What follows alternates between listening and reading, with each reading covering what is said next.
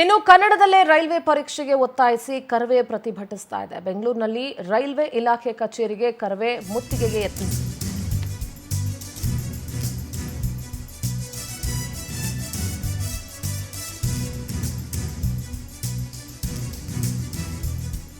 Divisional railway manager ಕಚೇರಿ ಮುಂದೆ ಕರವೇ ಪ್ರತಿಭಟಿಸ್ತಾ ಇದೆ. ಕೇಂದ್ರ ಸರ್ಕಾರ ಕನ್ನಡಿಗರಿಗೆ ಅನ್ಯಾಯ ಮಾಡ್ತಾ ಇದೆ ಅಂತ ಕಿಡಿಕಾರ್ತಿದೆ ಕರವೇ. ನ್ಯಾಯ ಬೇಕು ಅಂತ ಕರವೇ ಕಾರ್ಯಕರ್ತರು ಆಕ್ರೋಶ ವ್ಯಕ್ತಪಡಿಸ್ತಾ ಇದ್ದಾರೆ. ಪ್ರತಿಭಟನಾನಿರತ ಕರವೇ ಕಾರ್ಯಕರ್ತರನ್ನ ಪೊಲೀಸರು ವಶಕ್ಕೆ ಪಡ್ಕೊಂಡಿದ್ದಾರೆ. ಬಸ್ನಲ್ಲಿ ಕರವೇ ಕಾರ್ಯಕರ್ತರನ್ನ ಕರ್ಕೊಂಡು ಹೋದ್ರು ಪೊಲೀಸರು.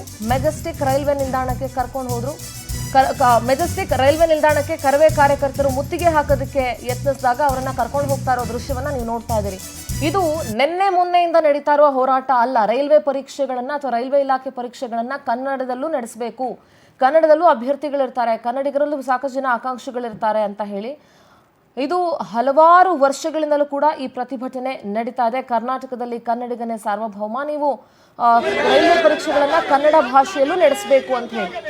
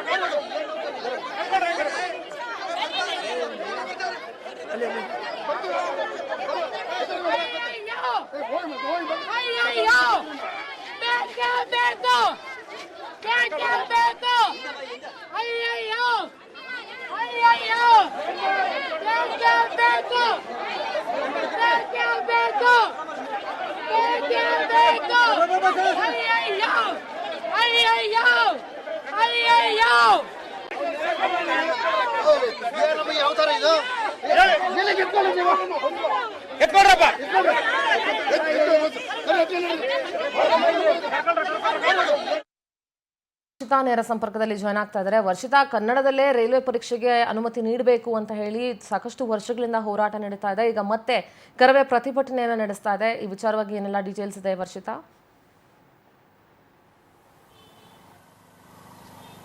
ಎಸ್ ಸಿಂಧೂರ, ಈ ರೈಲ್ವೆ ಎಕ್ಸಾಮ್ ಅಂತ ಬಂದಾಗಿಂದಲೂ ಕೂಡ ಪ್ರತಿ ಬಾರಿ ಕೂಡ ಈ ಕನ್ನಡಕ್ಕೋಸ್ಕರ ಹೋರಾಟಗಳು ನಡೀತಲೇ ಬಂದಿದೆ. ಈ ಹಿಂದೆ ಕೂಡ ಸಾಕಷ್ಟು ಹೋರಾಟಗಳು ನಡೆದಿದ್ವು.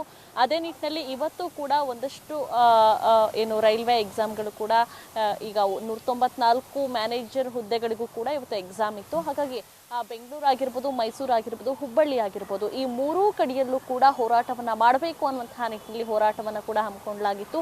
ಅದರಲ್ಲೂ ಹುಬ್ಬಳ್ಳಿಯಲ್ಲಿ ಈಗ ಏನು ಎಕ್ಸಾಮನ್ನು ಕ್ಯಾನ್ಸಲ್ ಕೂಡ ಮಾಡಲಾಗಿದೆ.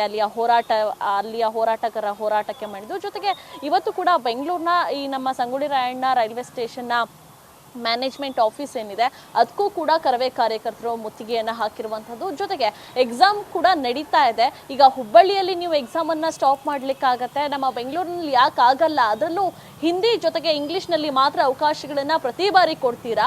ಪ್ರತಿ ಬಾರಿ ನಾವು ಕೂಡ ಮನವಿಯನ್ನು ಕೊಟ್ಟಂತಹ ಸಂದರ್ಭದಲ್ಲಿ ಕನ್ನಡದಲ್ಲಿ ಈ ಬಾರಿ ಕೊಡ್ತೀವಿ, ಮುಂದಿನ ಸಲ ಕೊಡ್ತೀವಿ ಅನ್ನುವಂತಹ ಭರವಸೆಗೆ ಮಾತುಗಳನ್ನು ಮಾತ್ರ ಆಡ್ತಾ ಇದ್ದಾರೆ ಹೊರತು ಯಾವುದೇ ರೀತಿಯಾದಂತಹ ಒಂದು ಅದನ್ನು ಕಾರ್ಯರೂಪಕ್ಕೆ ತರ್ತಾ ಇಲ್ಲ ಅನ್ನುವಂತಹ ಆಕ್ರೋಶವನ್ನು ಕೂಡ ಹೊರ ಹಾಕ್ತಾ ಇರುವಂಥದ್ದು. ಸದ್ಯ ಪ್ರತಿಭಟನೆಗೆ ಬಂದಂತಹ ನೂರಾರು ಕಾರ್ಯಕರ್ತರನ್ನ ಪೊಲೀಸರು ಹತ್ತಿಕ್ಕುವಂತಹ ಕೆಲಸವನ್ನ ಮಾಡಿದ್ದಾರೆ. ಯಾಕಂದ್ರೆ ಒಂದ್ ಕಡೆಯಾಗಿ ಒಳಗೆ ನೇಮಕಾತಿ ಹುದ್ದೆಗೆ ಪರೀಕ್ಷೆ ಕೂಡ ನಡೀತಾ ಇತ್ತು. ಹಾಗಾಗಿ ಅವರಿಗೆ ಯಾವುದೇ ರೀತಿಯಾದಂತಹ ಡಿಸ್ಟರ್ಬ್ ಆಗಬಾರ್ದು ಅನ್ನುವಂತಹ ನಿಟ್ಟಿನಲ್ಲಿ ಅಲ್ಲಿ ಬಂದಂತಹ ಹೋರಾಟಗಾರರನ್ನ ಏನು ಅವ್ರನ್ನೆಲ್ಲರನ್ನೂ ಕೂಡ ಬೇರೆ ಕಡೆಗೆ ಸ್ಥಳಾಂತರವನ್ನ ಮಾಡಿಸಿರುವಂಥದ್ದು.